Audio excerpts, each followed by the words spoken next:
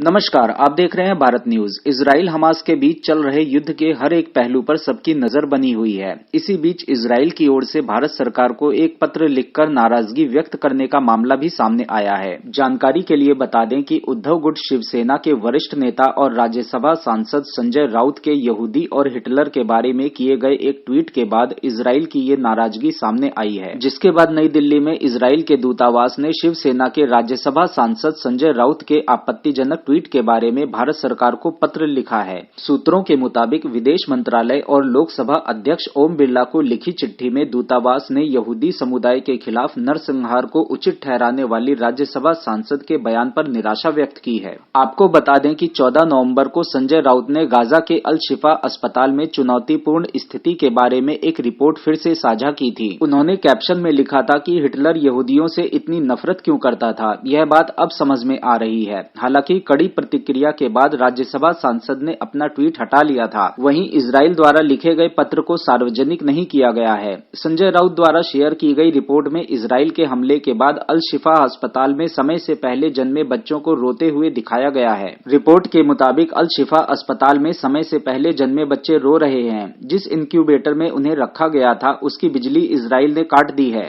सशस्त्र बलों ने अस्पताल को चारों तरफ से घेर लिया है। किसी भी खाद्य पदार्थ, दूध या पानी को अंदर ले जाने की अनुमति नहीं है। इजरायली दूतावास ने शुक्रवार को सोशल मीडिया प्लेटफॉर्म एक्स पर शिवसेना नेता संजय राउत की पोस्ट को लेकर भारत के समक्ष कड़ा विरोध दर्ज कराया है।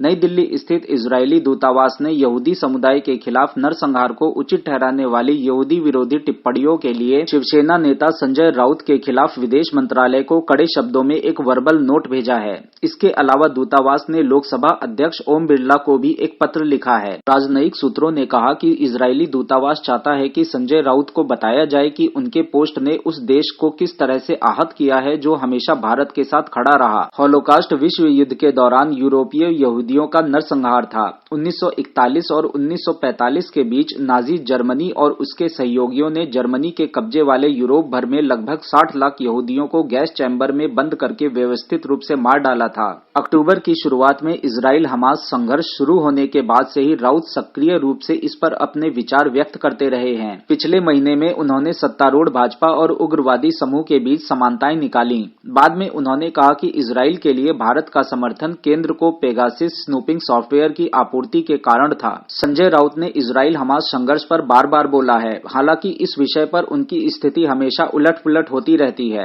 जानकारी के लिए बता दें कि बीते 19 अक्टूबर को राउत ने भारतीय जनता पार्टी पर हमला करते हुए भारत में सत्तारूढ़ पार्टी की तुलना हमास से की थी। भाजपा नेता और असम के मुख्यमंत्री हेमंत बिस्व शर्मा पर निशाना साधते हुए राउत ने कहा था कि हेमंत जिस पार्टी में है वह हमास से कम नहीं है। उन्हें पहले इतिहास पढ़ना चाहिए और समझना चाहिए।